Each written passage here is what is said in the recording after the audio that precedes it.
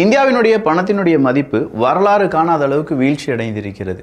இந்த நேரம் என்ஆர்ஐஸ் எல்லாருமே உன்னிப்பாக கவனிக்கக்கூடிய விஷயங்கள் தங்கத்தினுடைய விலையாக இருக்கட்டும், ஸ்டாக் மார்க்கெட்டாக இருக்கட்டும், இது எல்லாம் தான். ஆனால் அதையும் தாண்டி சில முக்கியமான விஷயங்களை நாம் பார்க்க வேண்டும், படிக்க வேண்டும். அது என்ன அப்படிங்கிறத இந்த ஒரு பதிவு வழியாக பார்க்க போகிறோம். எல்லாத்தையும் பார்த்துடலாமா?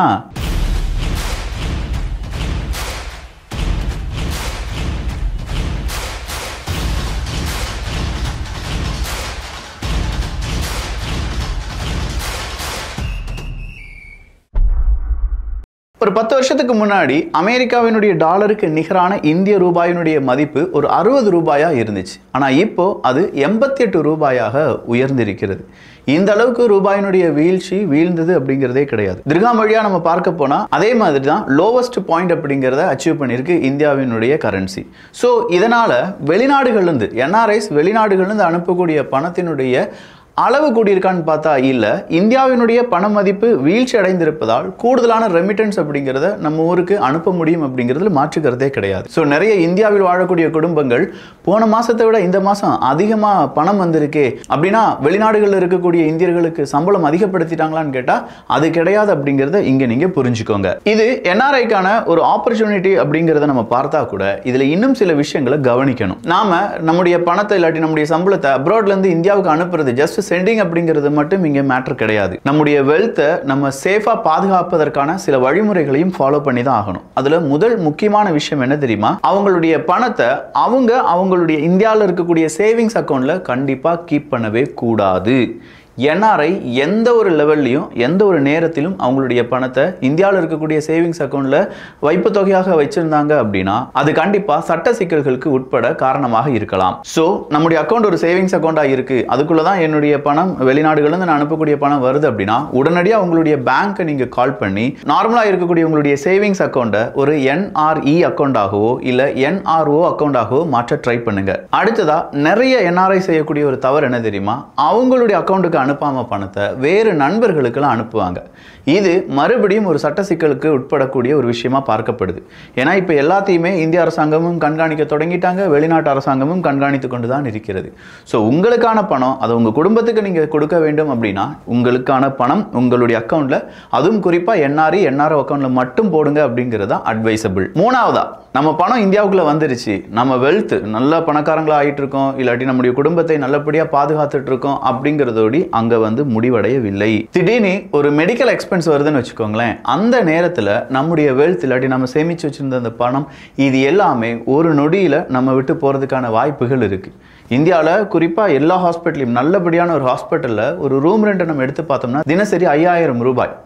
10 நாட்கள் அந்த ரூமில் இருக்கிறதுக்கு மட்டுமே 50,000 ரூபாய் நம்ம செலவு பண்ண வேண்டியதாக இருக்கும்.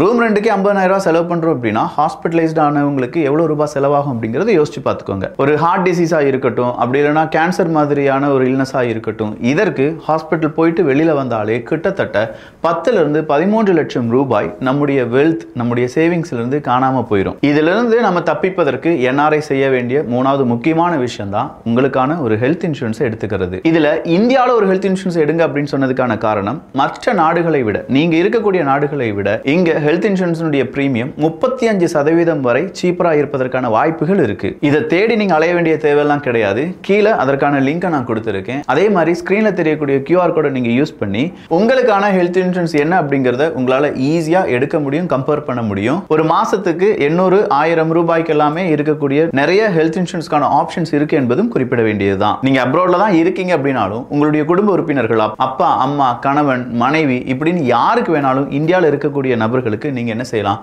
ஒரு ஹெல்த் இன்சூரன்ஸ் எடுக்கலாம். அதே மாதிரி லேப் டெஸ்டிங்கா இருக்கட்டும், இல்ல டாக்டர்ஸை புக் பண்றதா இருக்கட்டும், இது எல்லாமே உங்களால செய்ய முடியும் என்பதும் குறிப்பிடத்தக்கது. இது மட்டுமா, நீங்க உலகத்துல எங்க இருந்தாலும் மெடிசின் வேணுமா உங்க பேரண்ட்ஸுக்கு அப்படின்னா அங்க டெலிவரி பண்றதுக்கான ஆப்ஷன்ஸும் இப்ப இருக்கக்கூடிய ஹெல்த் இன்சூரன்ஸ்ல இருக்கு. கிளைம் நீங்க எடுக்கணும் அப்படின்னு நினைக்கும் போது உங்களுக்கான ஒரு டெடிகேட்டட் மேனேஜரும் இருப்பாங்க. இந்த கிளைம் சப்போர்ட் உங்களுக்கு கிடைப்பது அப்படிங்கிறது ஒரு 30 மினிட்ஸ்லேயே கிடைச்சிடும் அப்படின்னு சொல்லியிருக்காங்க. கொஞ்சம் கண்டிஷன்ஸ், டயபெட்டிஸா இருக்கட்டும், ஹை பிபியா இருக்கட்டும், இந்த மாதிரியான நோய்க்கு கூட டே 1ல இருந்தே கவரேஜ் கிடைக்கிற மாதிரியான இன்சூரன்ஸ் எல்லாமே இருக்கிறது. நீங்க வெளிநாடுகள்ல இருந்தே இந்தியாவில் இருக்கக்கூடிய உங்களுடைய பேரண்ட்ஸுக்கு ஹெல்த் இன்சூரன்ஸ் எடுக்கணும், இல்ல உங்களுக்கு ஹெல்த் இன்சூரன்ஸ் எடுக்கணும்னா இப்போ ஆன்லைன் வழியா எடுக்கிறதுனால 25% வரை டிஸ்கவுண்ட் கிடைக்கிறதுக்கான வாய்ப்புகளும் இருக்கு. அப்படி எடுக்கிறதுனால ஹார்டா நம்ம earn பண்ண மணியை சுலபமா இந்த மாதிரியான மெடிக்கலுக்காக மட்டுமே நம்ம செலவழிக்கக்கூடிய அந்த ஒரு நிலைமையிலிருந்து நாம தப்பித்துக் கொள்ளலாம். மேலும் விவரங்களுக்கு கீழே இருக்கக்கூடிய லிங்க் கமெண்ட்லயும் பின் பண்ணியிருக்கேன், அந்த லிங்கை பார்த்து தெரிஞ்சுக்கோங்க.